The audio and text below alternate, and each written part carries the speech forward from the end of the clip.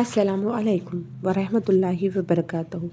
औज़ु बिल्लाहि मिनश्शैतानिर्रजीम बिस्मिल्लाहिर्रहमानिर्रहीम। आज मैं आपको सुनाऊंगी रसूल अल्लाह सल्लल्लाहु अलैहि वसल्लम पर आगाज़ वही का बयान। बाब वही कैसे शुरू हुई। हज़रत उमर बिन ख़त्ताब रज़ी अल्लाह ताला से रिवायत है, बयान करते हैं कि मैंने रसूल अल्लाह सल्लल्लाहु अलैहि वसल्लम से सुना, आप फरमाते थे सवाब के तमाम काम नियतों पर मौकूफ़ हैं और हर आदमी को उसकी नीयत ही के मुताबिक फल मिलेगा।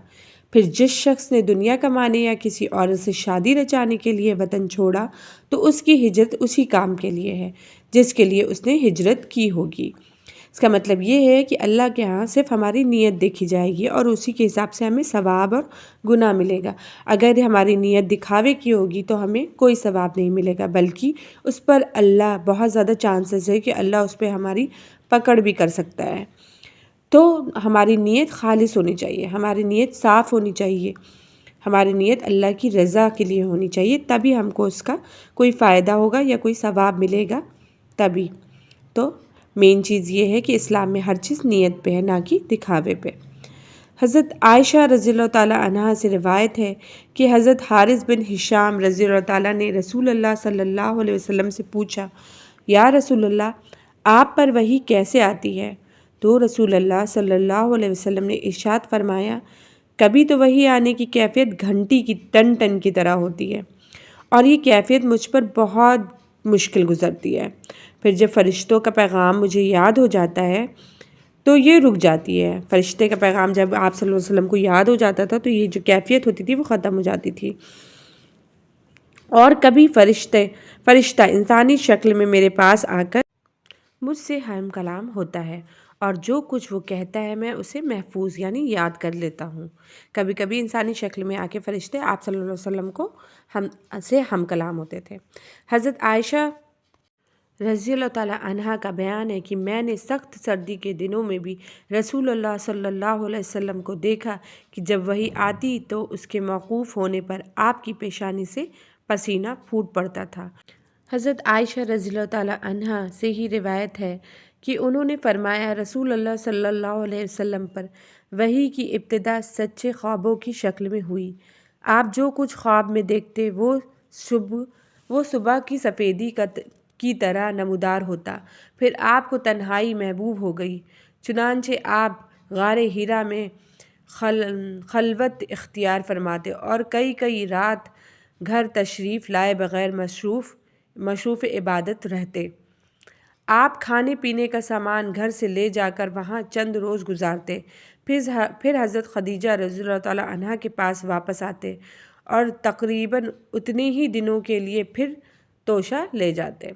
एक रोज़ जब कि आप गारे हिरा में थे, यहाँ आपके पास हक़ आ गया और एक फ़रिश्ते ने आकर आपसे कहा, पढ़ो। आपने फरमाया, मैं पढ़ा हुआ नहीं हूँ।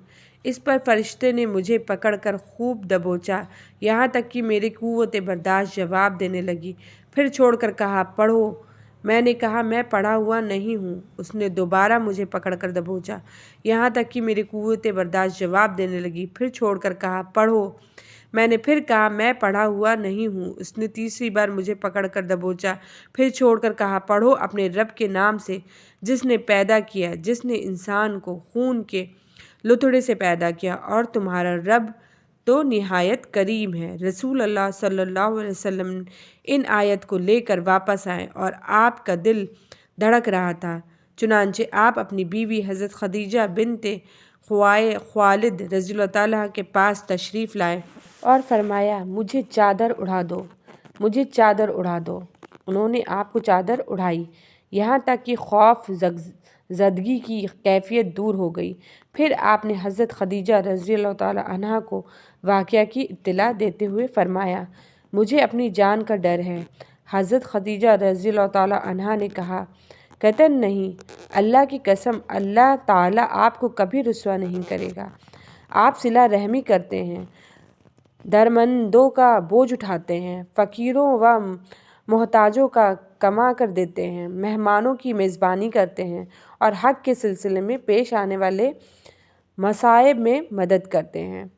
پھر حضرت خدیجہ رضی اللہ تعالیٰ عنہ رسول اللہ صلی اللہ علیہ وسلم کو ساتھ لے کر اپنے چچا زاد بھائی ورقہ بن نوفل بن اسد بن عبد العزیٰ کے پاس آئیں۔ ورقہ دور جہالت میں عیسائی ہو گئے تھے اور عبرانی بن لکھنا جانتے تھے، چنانچہ عبرانی زبان میں حسب توفیق الہی انجیل لکھتے تھے۔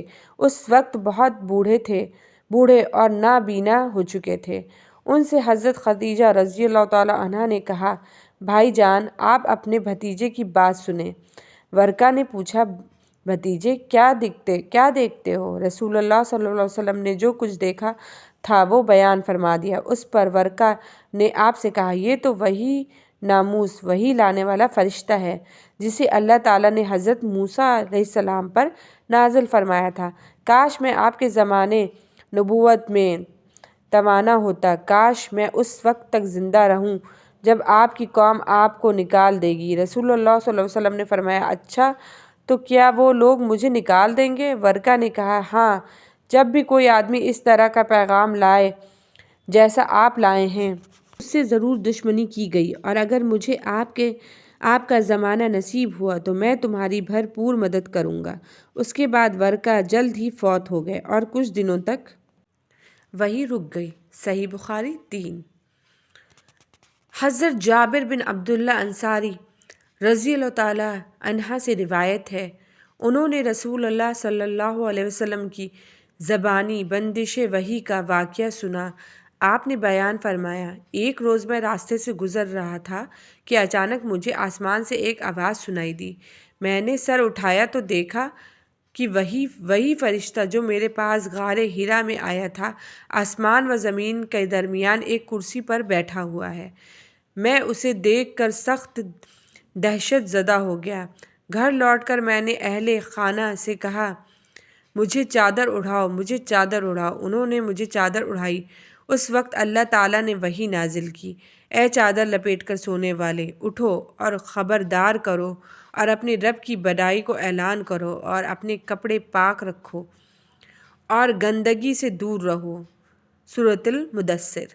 پھر نزول وحی میں تیزی آ گئی اور لگاتار نازل ہونے لگی۔ صحیح بخاری 4۔ اس ٹائم پہ سورۃ المدثر کی آیتیں نازل ہوئی تھیں آپ صلی اللہ علیہ وسلم پر۔ امید کرتی ہوں کہ آپ کو یہ حدیثیں پسند آئی ہوں گی۔ جزاک اللہ خیراً کثیرا۔